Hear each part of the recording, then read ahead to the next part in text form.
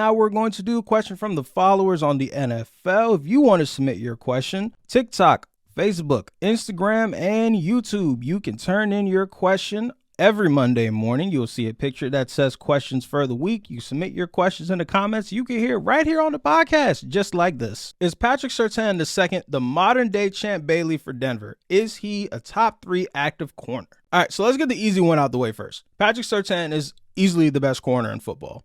Not even top 3. He's number 1. 2 and 3 are probably Jalen Ramsey and Sauce Gardner, Deron Bland. He's nice. Great year he's having so far, but let's stack a little bit more of a resume before we can put him in that list, right? As far as comparing him to Champ Bailey, I know I have a slight younger of audience, so boys and girls, gather around the campfire. Let me put y'all on to a little bit of a lesson.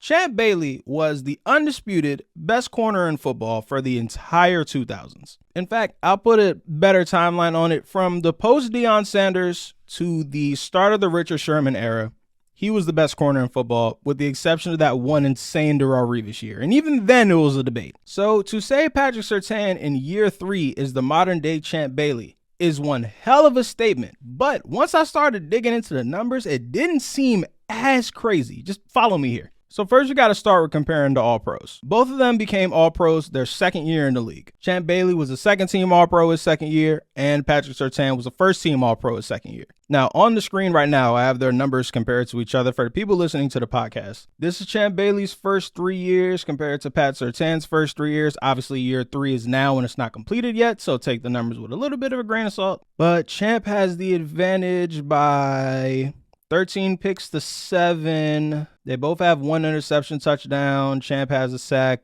Pat Surtain does not. Both 1 forced fumble. Champ has 2 fumble recoveries. Pat Surtain has 0. So Champ has him beat as far as stats, but it was a little bit different of an era. And Champ was younger in his career and had Darrell Green on the other side of him, so he was getting a lot more targets at that point in his life. I can't even tell you, gun to my head, who the other side corner of Patrick Surtain is, so they're avoiding him like the plague right now. But most notably on this comparison is by year 3, Champ Bailey still only had 1 All-Pro. Unless Pat Surtain gets hit by a meteor, knock on wood for all my Broncos fan friends, he's probably going to be the first team All-Pro corner this year. So he'll have 2 by the end of this year and another Pro Bowl selection. So is he on track to be a modern Champ Bailey? Sure. But Champ Bailey was the best corner in football objectively for 8 years.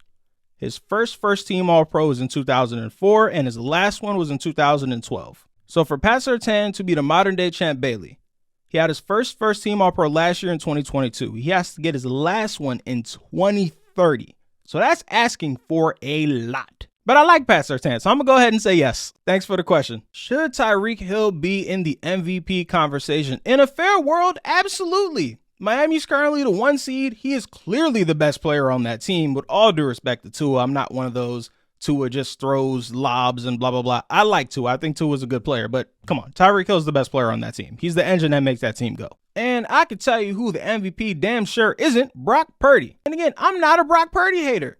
But I don't even think the most devout Niners fan thinks he's a top 5 player on his own damn team. And if you get me drunk enough, I don't even think he's a top 10 player on his own damn team. So by any definition of what an MVP is, most valuable, no, he is not. Best player on the best team, no, he is not. That would be Christian McCaffrey. But we all know it's a quarterback award. So if it's not Brock Purdy, who else could it be? Great question. Jalen Hurts is still not out of the race, and neither is Dak Prescott. If you're going to tell me that Jalen Hurts' game against the 49ers disqualifies him from the race, I would hear you if we didn't have 3 straight games of Brock Purdy stinking it up. So wouldn't that disqualify him from the race? Even though, for me, this might just be a personal thing. I can't have 2 different conversations about you in the same year. I cannot ask, are we going to bench you for Sam Darnold and should he be MVP within the same 2-month span of each other?